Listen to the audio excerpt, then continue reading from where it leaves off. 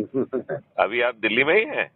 जी जी जी। अच्छा, चलिए, मैं उज्जैन में महाकाल की नगरी में आया हुआ था, अच्छा अच्छा तो अच्छा। मैंने कहा कि यहाँ की पावन भूमि से आपको जो है ना नमस्कार किया जाए, प्रणाम किया जाए। जी। और हम लोगों की जो बातचीत हुई थी वो अपलोड होने में थोड़ा सा उसको विलम्ब हो गया, आज वो अपलोड हुई है।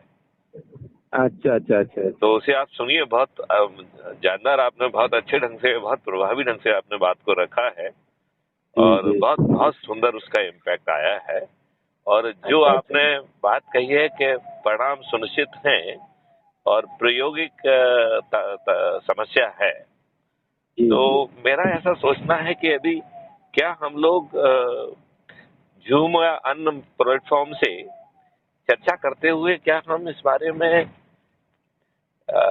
पॉइंट्स लिख के क्या क्या प्रायोगिक प्रॉब्लम हो सकती है, क्या हम उस पर इलाबोरेट कर सकते हैं और ये सिस्टम जी जी। उन प्रायोगिक समस्याओं को जिनको हम बहुत बड़ा मान रहे हैं और सही मान रहे हैं, वो यदि मैं आपके सूझ में जाऊं तो आपका नजरिया 200% सही है, राइट? लेकिन जी जी। आपका जो लिमिटेशन है वो ये है कि आप ये मान रहे हैं कि इकोसिस्टम यही रहेगा। हम जो है उस लिमिटेशन से अपने आप को बाहर मान रहे हैं, राइट? हम मान रहे हैं कि गुलामों बराबर। के नियम कानून बदल जाएंगे, राइट? मैं 2-3 दिन थोड़ा सा बिजी हूँ अभी, है ठीक ना? है, ठीक है। और फिर अपन बात कर लेते हैं, तो है ना? उसमें हम और एक आप लोग जो है ना मिलके एक एकेडमिक एक्सरसाइज करें, 4 दिन, 5 दिन, 6 दिन, जितना आपको लगता है कि क्या क्या प्रायोगिक समस्याएं आप एंटिसिपेट कर रहे हो और उन जी प्रायोगिक समस्याओं का समाधान हमारे मॉडल में है कि नहीं है। और यदि जी। आपने कुछ ऐसी बातों पर ध्यान आकर्षित कराया कि जहां हमारा ध्यान नहीं गया होगा, तो बराबर हम उन बराबर। चीजों को इंक्लूड कर लेंगे, क्योंकि अच्छे काम में तो कभी विलम्ब नहीं होना चाहिए ना। नहीं नहीं, बिल्कुल बिल्कुल, हम ये तो आपको लगा हम रहता है। आपको हम आपको जो है 21 लक्ष्यों की कॉपी भी भेजते हैं, उसे भी एक बार आप दोबारा रिवाइज जी कर जी लीजिए। और जी यदि जी। आपको लगता है कि कुछ लक्ष्यों को बढ़ाने की जरूरत है तो वो भी बढ़ाए जा सकते हैं, क्योंकि बराबर। महापरिवर्तित भारत जो है वो हमारा सोच और चिंतन का विषय है। और हमारा बराबर मानना बराबर। ये है कि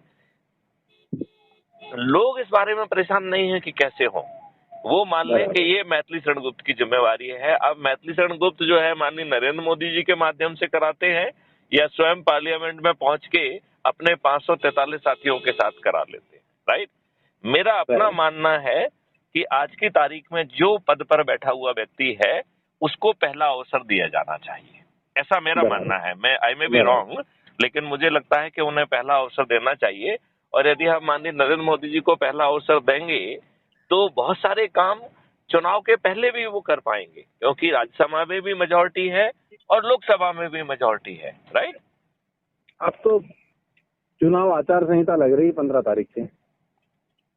हाँ, अब लेकिन हम तो रोज प्रार्थना कर रहे हैं, यदि उसके पहले कुछ हो जाए तो अच्छी बात है। नहीं, 15 तारीख से आचार संहिता लग रही अच्छा, चलिए, हाँ, चलिए जो भी है ना? चलिए चलिए, जो जो वो तो ठीक बात है कि नहीं? जी जी जी। तो मेरे ख्याल से यदि हम बैठेंगे तो बस ये 3-4 दिन थोड़ा सा बिजी शेड्यूल है मेरा, फिर हाँ हाँ, बात करता हूँ। जी ओके जी। Okay okay okay okay. Okay, right, thank you.